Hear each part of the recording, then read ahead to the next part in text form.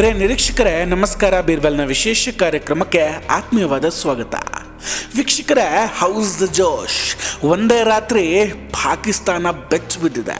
ಭಾರತ ಅಂದ್ರೇನು, ಭಾರತದ ತಾಕತ್ತು ಎಂಥದ್ದು, ನಮ್ಮ ಹತ್ರ ಎಂತೆಂಥ ಶಸ್ತ್ರಾಸ್ತ್ರಗಳಿದೆ ಅನ್ನೋದನ್ನು ಇಡೀ ವಿಶ್ವಕ್ಕೆ ಇವತ್ತು ಭಾರತೀಯ ಸೇನೆ ತೋರಿಸ್ಕೊಟ್ಟಿದೆ. ರಾತ್ರಿ ಇಡೀ ಒಂದೇ ಚಿಂತೆ, ಬೆಳಗಾಗೋದ್ರೊಳಗೆ ಪಾಕಿಸ್ತಾನ ಇರುತ್ತೋ ಅಥವಾ ಇಲ್ವೋ ಅನ್ನೋದು. ಫಸ್ಟ್ ಇಂಡಿಯನ್ ಏರ್ಫೋರ್ಸು, ನಂತರ ಇಂಡಿಯನ್ ಆರ್ಮಿ, ಅದಾದ ನಂತರ ಅಖಾಡಕ್ಕಿಳಿದಿದ್ದು ಭಾರತೀಯ ನೌಕಾಪಡೆ.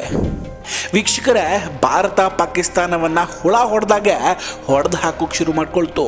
ಭಾರತದ ಮಿಸೈಲ್ಗಳಿಗೆ ಪಾಕ್ ಬಳಿ ಯಾವುದೇ ರೀತಿಯ ಉತ್ತರಗಳು ಇರಲಿಲ್ಲ. ಇಷ್ಟೊಂದು ಮಿಸೈಲ್ ಅಟ್ಯಾಕ್ ಮಾಡಿದ್ರು ಕೂಡ ಪಾಕ್ ಬಳಿ ಅದನ್ನು ತಡೆಯೋದಕ್ಕೆ ಆಗಲೇ ಇಲ್ಲ.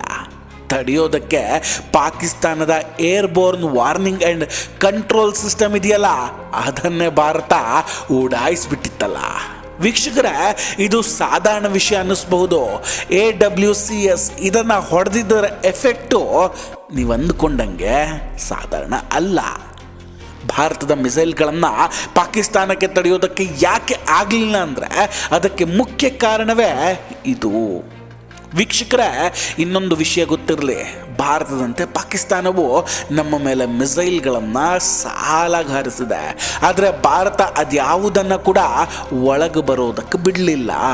ಎಲ್ಲವನ್ನು ಕೂಡ ಯಶಸ್ವಿಯಾಗಿ ತಡೆದಿದೆ. ಅದಕ್ಕೆ ಕಾರಣ ಭಾರತದ ಡಿಫೆನ್ಸ್ನಲ್ಲಿರೋ ಒಂದು ಬಲಿಷ್ಠವಾದ ಅಸ್ತ್ರ, ಅದೇ ಈ ಸುದರ್ಶನ ಚಕ್ರ. ಅವತ್ತು ಶ್ರೀಕೃಷ್ಣನ ಬಳಿ ಇದ್ದ ಈ ಸುದರ್ಶನ ಚಕ್ರ ಇವತ್ತು ಭಾರತದ ಸೇನೆ ಬಳಿ ಇದೆ.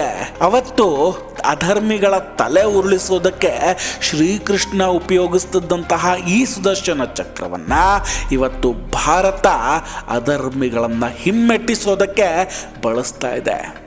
ಪಾಕಿಸ್ತಾನದ ಪ್ರತಿ ದಾಳಿಯನ್ನು ಕೂಡ ರಾತ್ರೋರಾತ್ರಿ ತಡೆದು ಭಾರತವನ್ನು ಉಳಿಸಿದ್ದು ಇದೇ ಸುದರ್ಶನ ಚಕ್ರ.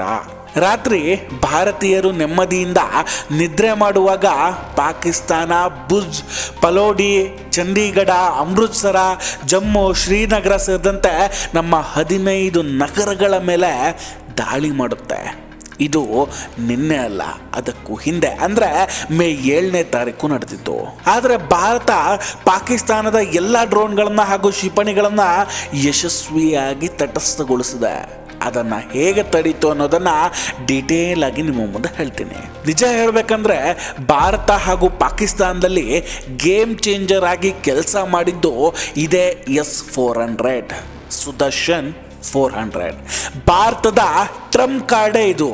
ಇದರ ಕೆಲಸ ಏನು, ಹೇಗೆ ಇಡೀ ಯುದ್ಧವನ್ನು ಇದು ಗೇಮ್ ಚೇಂಜ್ ಮಾಡ್ತು, ಇದು ಗೊತ್ತಾಗಬೇಕಂದ್ರೆ ಮೊದಲು ಇದರ ತಾಕತ್ತು ಎಂಥದ್ದು ಅನ್ನೋದನ್ನು ನೀವು ತಿಳಿದುಕೊಳ್ಳೇಬೇಕು.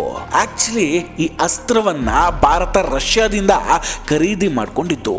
ಇದು ಸುಮಾರು 600 ಕಿಲೋಮೀಟರ್ ದೂರದಲ್ಲಿರೋ ಬೆದರಿಕೆಗಳನ್ನು ಪತ್ತೆ ಹಚ್ಚುತ್ತೆ. ಜೊತೆಗೆ 400 ಕಿಲೋಮೀಟರ್ ದೂರದವರೆಗಿನ ಗುರಿಗಳನ್ನು ನ್ಯೂಟ್ರಲೈಸ್ ಮಾಡುತ್ತೆ, ಅಂದರೆ ತಟಸ್ಥ ಮಾಡುತ್ತೆ. ಜೆಟ್ಗಳು, ಡ್ರೋನ್ಗಳು ಮತ್ತು ಬ್ಯಾಲಿಸ್ಟಿಕ್ ಕ್ಷಿಪಣಿಗಳನ್ನು ಹೊಡೆದು ಹಾಕುವ ತಾಕತ್ತು ಕೂಡ ಇದಕ್ಕಿದೆ. S-400 ಯಾಕೆ ಮುಖ್ಯವಾಗಿದೆ ಅಂದರೆ 4 ರೀತಿಯ ಕ್ಷಿಪಣಿಗಳನ್ನು ಇದರಲ್ಲಿ ನಾವು ಬಳಸಬಹುದು. ಜೊತೆಗೆ ಎಟ್ ಎ ಟೈಮ್ ಸಾಕಷ್ಟು ಗುರಿಗಳನ್ನು ಕೂಡ ಎದುರಿಸಬಲ್ಲದು. ಅಂದರೆ ಎದುರಾಳಿ ಏಕಕಾಲದಲ್ಲಿ ಅದೆಷ್ಟೇ ಕ್ಷಿಪಣಿಗಳನ್ನು ಹಾರಿಸಿದ್ರು ಕೂಡ ಅದನ್ನು ತಡೆಯುವಂತಹ ತಾಕತ್ತು ಇದಕ್ಕಿದೆ. ಪಾಕಿಸ್ತಾನ ಮತ್ತು ಚೀನಾದ ಗಡಿಗಳಲ್ಲಿ ನಿಯೋಜಿಸಲಾಗಿರುವಂತಹ ಇದು ಸಿಲಿಗುರಿ ಕಾರಿಡಾರ್ ಮತ್ತು ಪಠಾಣ್ಕೋಟ್ನಂತಹ ಪ್ರಮುಖ ಪ್ರದೇಶಗಳನ್ನು ಭದ್ರವಾಗಿಡುತ್ತೆ. ರಾತ್ರಿ ಇಡೀ ಪಾಕಿಸ್ತಾನದಿಂದ ಬಂದ ಮಿಸೈಲ್ಗಳನ್ನು ತಡೆದಿದ್ದು ಇದೇ S-400. S-400ನ ಸುದರ್ಶನ ಚಕ್ರ ಈಗಲೂ ಕಾರ್ಯಾಚರಣೆಯಲ್ಲಿದೆ.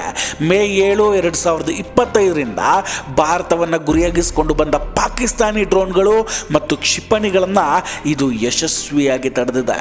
ಈ ಮೂಲಕ ಅದರ ರಾಡಾರ್ ಹಾಗೂ ಇಂಟರ್ಸ್ಪೆಕ್ಟರ್ ಅಪ್ರತಿಮ ಅನ್ನೋದನ್ನ ಪ್ರೂವ್ ಮಾಡಿಕೊಳ್ಳುತ್ತೆ. ಜೊತೆಗೆ ಭಾರತದ ಡಿಫೆನ್ಸ್ ಎಷ್ಟು ಬಲಿಷ್ಠವಾಗಿದೆ ಅನ್ನೋದನ್ನ ಜಗತ್ತಿಗೆ ತೋರಿಸಿದೆ. ಇದು ನಮ್ಮ ಇಂಡಿಯನ್ ಏರ್ಫೋರ್ಸ್ನ ಹೆಮ್ಮೆಯ ಕ್ಷಣ ಕೂಡ ಹೌದು.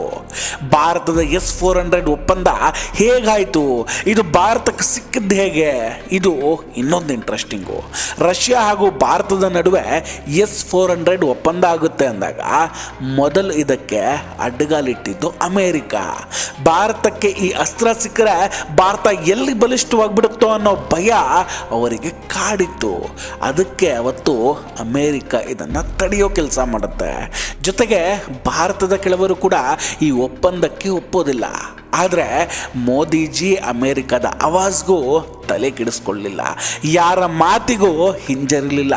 2018ರಲ್ಲಿ ಹಿಂದೆ ಮುಂದೆ ನೋಡಿದ $5.5 ಮಿಲಿಯನ್ ಸಹಿ ಹಾಕುತ್ತೆ. 3 ಸ್ಕ್ವಾಡರ್ಗಳನ್ನು ಖರೀದಿ ಮಾಡಿ ನಿಯೋಜನೆ ಮಾಡಿದೆ.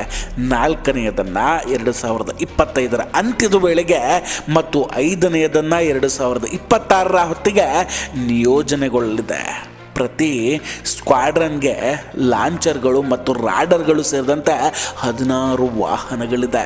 ಈ S-400 ಹೇಗೆ ಜೋಡಿಸಲ್ಪಟ್ಟಿದೆ ಅಂದರೆ ಹೇಗೆ ರೆಡಿಯಾಗಿದೆ ಅಂತ ಹೇಳಬೇಕಂದ್ರೆ, ಇದು ಪಾಕಿಸ್ತಾನದ HQ-9 ವ್ಯವಸ್ಥೆಯನ್ನು ಕೂಡ ಮೀರಿಸುತ್ತೆ. ಇದು ಈ ತರಹದ ಪರಿಸ್ಥಿತಿಯಲ್ಲಿ ಏರ್ ಸ್ಪೇಸ್ನಲ್ಲಿ ಜಾಮಿಂಗ್ ಮತ್ತು ಶತ್ರುಗಳ ಬೆದರಿಕೆ ಅಂದರೆ ದಾಳಿಯ ವಿರುದ್ಧ ಕಾರ್ಯಾಚರಣೆ ನಡೆಸೋ ಹಾಗೆ ಇದನ್ನು ರೆಡಿ ಮಾಡಲಾಗಿದೆ. S-400 ಮೀರಿ ಭಾರತದ ವಾಯು ರಕ್ಷಣೆಯಲ್ಲಿ ಆಕಾಶ್, ಬರಾಕ್ 8 ಮತ್ತು ಪೃಥ್ವಿ ಕೂಡ ಇದೆ. ಸೊ ಹೀಗಾಗಿ ಯಾವುದೇ ಶತ್ರು ದಾಳಿಗಳು ಕೂಡ ಭಾರತಕ್ಕೆ ಬೀಳೋದು ಅಷ್ಟು ಸುಲಭ ಅಲ್ಲ. S-400 ಮಲ್ಟಿ ಲೇಯರ್ಗಳು ದಾಳಿಗಳನ್ನು ತಡೆಯೋ ಕೆಲಸ ಮಾಡುತ್ತೆ. ಇವೆಲ್ಲವೂ ಕೂಡ ಭಾರತದ ರಕ್ಷಣೆಯನ್ನು ಮಾಡ್ತಿದೆ. ಹಾಗೆ ನೋಡಿದರೆ ಇನ್ನೂ ಉಳಿದ S-400 ಭಾರತಕ್ಕೆ ರಷ್ಯಾದಿಂದ ಇನ್ನೂ ಬೇಗನೆ ಬರಬೇಕಿತ್ತು. ಆದರೆ ರಷ್ಯಾ ಉಕ್ರೇನ್ ಸಂಘರ್ಷದಿಂದಾಗಿ S-400 ವಿತರಣೆಯಲ್ಲಿ ವಿಳಂಬ ಆಗ್ತಿದೆ. ಆದರೂ ರಷ್ಯಾ ಇದನ್ನು ಪೂರೈಸ್ತೀವಿ ಅಂತ ಹೇಳ್ಕೊಂಡಿದೆ. 2026ರ ವೇಳೆಗೆ ಇದು ಭಾರತದ ಬತ್ತಳಿಕೆ ಸೇರಿದ್ರೆ ಭಾರತದ ಸುದರ್ಶನ ಚಕ್ರ S-400 ವಾಯು ರಕ್ಷಣೆಯಲ್ಲಿ ಬಲಿಷ್ಠ ಆಗಲಿದೆ. ನಿಜ, ಯುದ್ಧ ಮಾಡ್ತಿರೋದು ನಮ್ಮ ಸೈನಿಕರೇ. ಅವರಿಗೆ ಒಂದು ದೊಡ್ಡ ಸೆಲ್ಯೂಟು. ಅದೇ ರೀತಿ ಭಾರತೀಯ ಸೇನೆಯ ಕೈಗೆ ಬಲಿಷ್ಠ ಅಸ್ತ್ರವನ್ನು ಕೊಟ್ಟಿದ್ದು ನಮ್ಮ ಹೆಮ್ಮೆಯ ನರೇಂದ್ರ ಮೋದಿಜಿ. ಇದು ಹೆಮ್ಮೆ ವಿಚಾರ ಅಲ್ವೇ? ಈಗಲಾದರೂ ಒಪ್ಕೊಳ್ಳಿ. ವೀಕ್ಷಕರೇ, S-400 ಬಗ್ಗೆ ನಿಮ್ಮ ಅಭಿಪ್ರಾಯ ಏನು? ದಯವಿಟ್ಟು ಕಮೆಂಟ್ ಮಾಡಿ ತಿಳಿಸಿ. ವಿಡಿಯೋ ಇಷ್ಟ ಆಗಿದ್ದರೆ ಲೈಕ್ ಮಾಡಿ ಹಾಗೂ ಶೇರ್ ಮಾಡಿ. ಇನ್ನೂ ನಮ್ಮ ಬೀರ್ಬಲ್ ಚಾನಲನ್ನು ಸಬ್ಸ್ಕ್ರೈಬ್ ಮಾಡಿಲ್ಲ ಅಂದರೆ ದಯವಿಟ್ಟು ಸಬ್ಸ್ಕ್ರೈಬ್ ಮಾಡಿ ಹಾಗೂ ಬೆಲ್ ಐಕಾನನ್ನು ಕ್ಲಿಕ್ ಮಾಡಿ. ನಮಸ್ಕಾರ, ಟೇಕ್ ಕೇರ್ ಆ್ಯಂಡ್ ಬಾಯ್ ಬಾಯ್. ಮತ್ತೆ ಭೇಟಿಯಾಗೋಣ. ಜೈ ಹಿಂದ್.